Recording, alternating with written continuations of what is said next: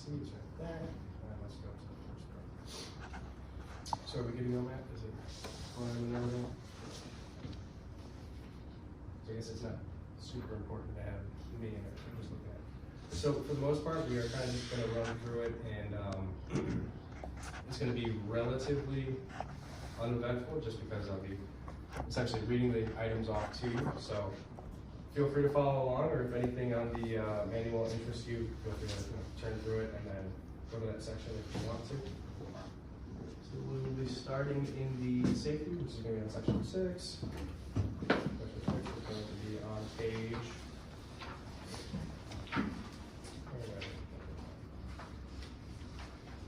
Section 6, it's on page 14 to start off. It's a little out of order compared to other ones. So as per usual, you just want to make sure that you guys always have the correct PPE for whatever you're going to be working with, so protective equipment.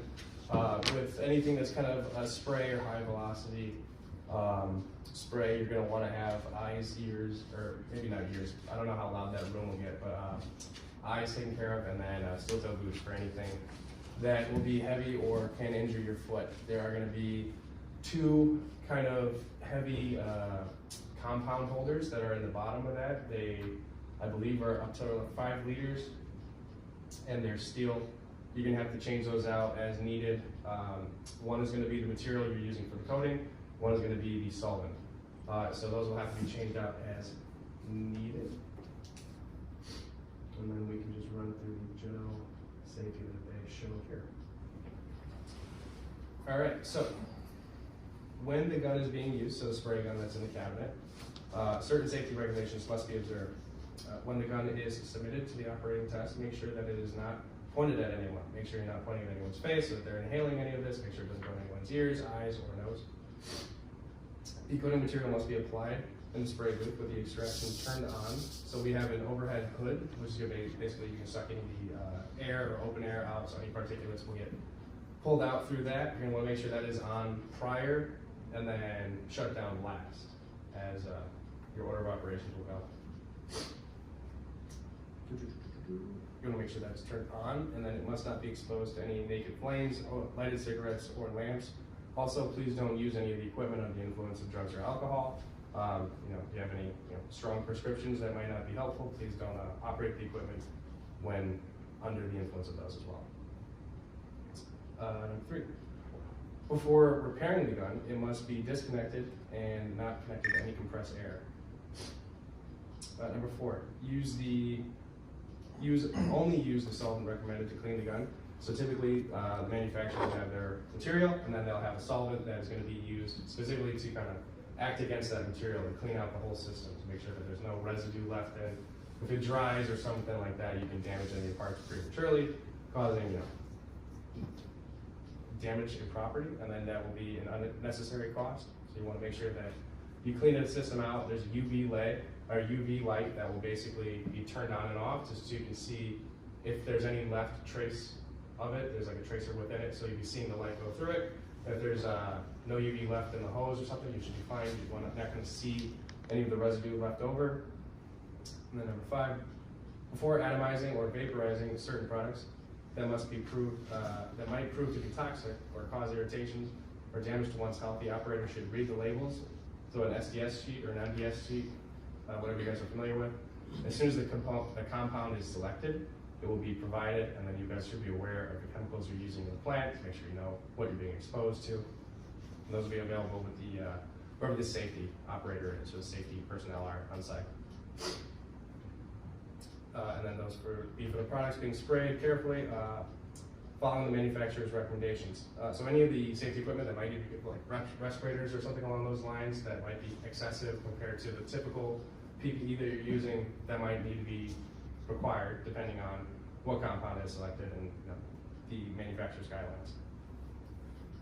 Should there be any doubt, please consult the supplier on the material, and then I believe the manufacturer of this equipment will be able to supply that as well. There are some electrical hazards, but if no one is a certified electrician, they suggest don't work on this equipment if you're not electrically trained. So if you're not electrically trained, don't worry about that. It's typically going to be left up to the maintenance staff, so they will have the manual and then any of the drawings related to the circuit. and we'll be able to work on it on their own. So don't worry about electrical, but please, if you see any exposed wiring that might be damaged or frayed, please don't touch it. Just contact your manufacturer, or not your manufacturer, your maintenance staff, and let them know that there's an electrical hazard. And lockout tagout will apply, so shut the machine off, apply a lock to it, or whoever your supervisor is might supply that lock and you put it on the machine so that it is not in use until someone addresses it. Okay, so that covers the safety portion of this. Then we're going to go over to operations. So I believe that's on page 7.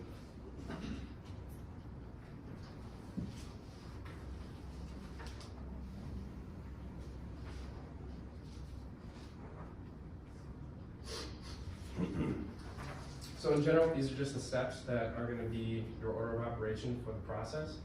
The general guideline, or the 2 or 3 steps you want to be sure of, is make sure machine's on, there's no damage visible or anything along those lines.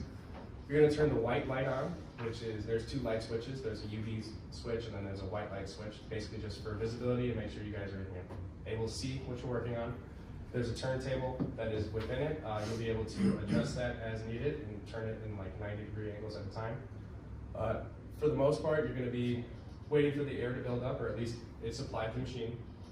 Then you're going to flip the atomization switch, and then that will basically allow the liquid within it to turn into a spray and a coating. You're going to hold it 6 to 18 inches away from the actual component that you're doing. However wide that angle of spray is kind of what you want to judge that off of, but don't exceed 18 inches away from it, because then you're just misting it. You're probably not coating it properly. And what you want to do is start from the front to back. So let's assume the part's right here. You're going to just go from a side motion and continue front to back, cover it entirely, rotate it 90, and then continue that process until you do a full 360. And then you will turn on the UV light, check for all of your PCA board to be coated, and then as soon as that is, you're satisfied with that, or you need to recoat it again to make sure you have an initial layer down. That's one coating, and then if the manufacturer of whatever compound or PCA boards suggests doing 2 or 3 coatings, whatever is necessary for the process, you'll repeat as needed and allow for it to dry and cure outside the machine as needed.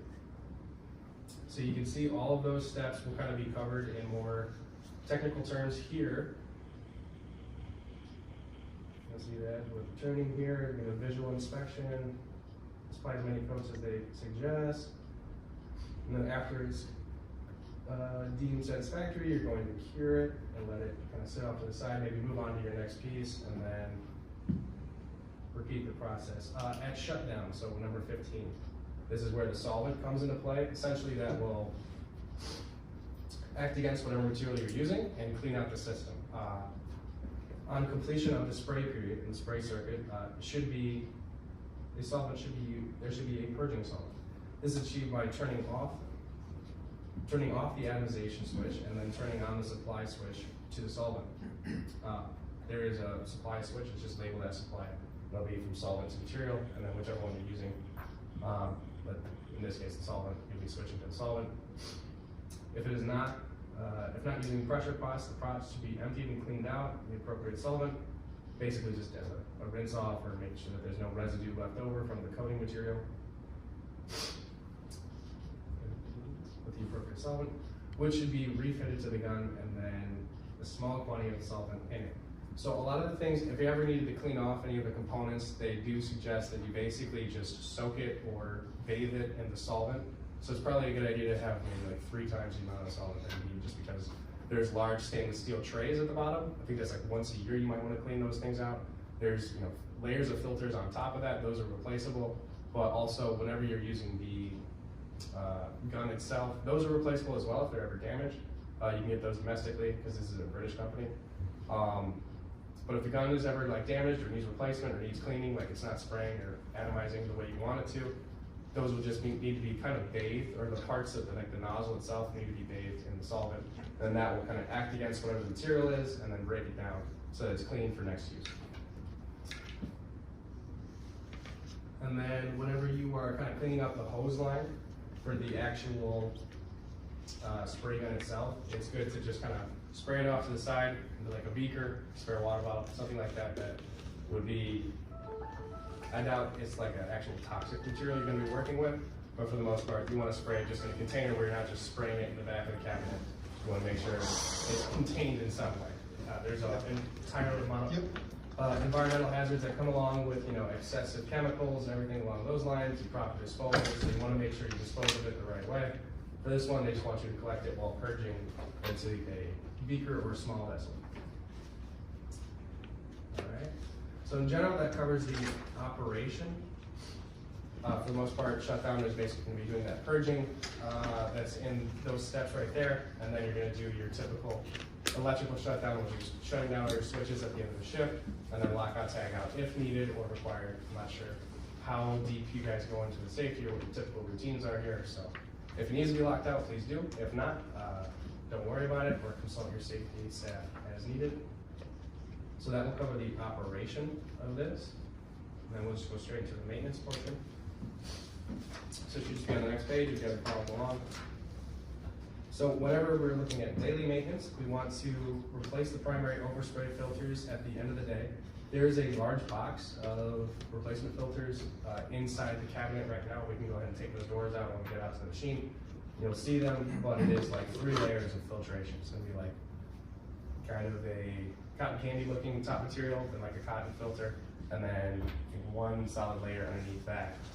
And those are supplied with replacements as needed. Number 2, remove the air cap of the spray gun and place it in a small container for the solvent overnight, and then purge the spray gun like in the operations we just covered. And number 3, replace the secondary overspray filter every other day.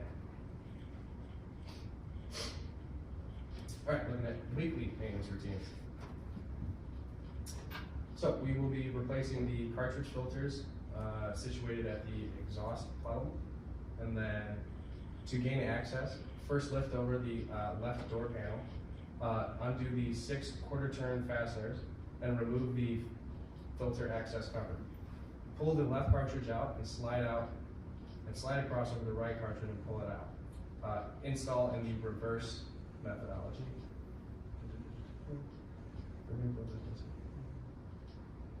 Okay, and then number 2, we're going to remove the gun, the material. Remove the gun from the material and the airlines for cleaning. And remove the air cap and nozzle to clean and soaking in the solvent until any material deposits have been removed. So again, we're using the solvent to basically act again whatever material we're using so that it is broken down and not left any residue on any of the equipment. Number 3, wipe down the sides of the internal panels to all exposed parts of the spray booth using a solvent-soaked cloth. Also, please be wearing gloves. We don't know how this might interact with your skin. Again, we can consult the safety data sheet for it, but for the most part, use nitrile gloves as a minimum safety when handling or touching anything with the compounds on them. And then do not use any sharp implement to remove any deposits. So no scraping or anything along those lines, no pocket knives to scrape off any residue. Always use a solvent or a rag. We don't want to cause premature damage to the system. Please wear protective hand and eye protection when cleaning and handling any materials or solvents. For the spray gun should be lubricated with 1 or 2 drops of light machine oil, and make sure that the lubrication points indicated. Do not immerse the body of the gun in the solvents, as it would destroy the gaskets or O-rings, and then removing the lubricant from its own moving parts. So I guess it would be the nozzle and any of the removable parts from that. Maybe not soak it in a bath, like I recommended earlier, just the tip and everything that would be exposed to the material itself. For 5, check the drain and if necessary the main filter, regulator, and the atomization filter. And then recharging the pressure pots if fitted. I believe you guys do have pressure pots within the bottom of the cabinet. That will be for the material and the solvent, 1 each. So we're going to be making sure we have all of our protective equipment on, as we were talking about beforehand, and then maybe gloves as well, just to make sure we're not exposed to anything we don't want to be exposed to. Excuse me. And then prior to filling any reconditioned pressure pot, the end user should check that the non-return valve is compressed into the connector with no looseness is apparent and the resistance is felt when the non-return valve is depressed. Finally, the empty pot should be reconnected to the spray system and pressurized in the following manner. Connect the solvent air connector gray to the in and voltage switch to the supply switch, and then the solvent on the control panel, and allow the pressure pot to be pressurized. Excuse me. Check the vent valve and the out nipple for any leakage. Switch the supply switch back on and off to disconnect the air connector to gray, and then check the in nipple. If no leaks are apparent and the pressure pot is deemed satisfactory and can be vented. Okay, then refill either the material or the solvent as required, keeping the pots clean. So that's anytime we're empty, we gotta refill it with any material that we're working on. The more, I guess we'll say, technical steps are covered here. And then another thing that they always suggest is kind of like be a little gentle with any of the O-rings that'll be on the machine. Those are all replaceable parts, as they're like kind of soft and will be worn down over time. You want to make sure that if you notice any of them, you call it out to the maintenance staff or anyone that needs to be aware of it, so that new or replacement O-rings can be purchased as needed. That will kind of go along with the pressure pot connector seals as well. You'll see these steps noted here. We might not have time to go through each and every one of them, but then we'll follow along with the maintenance. So right now we're on page 10.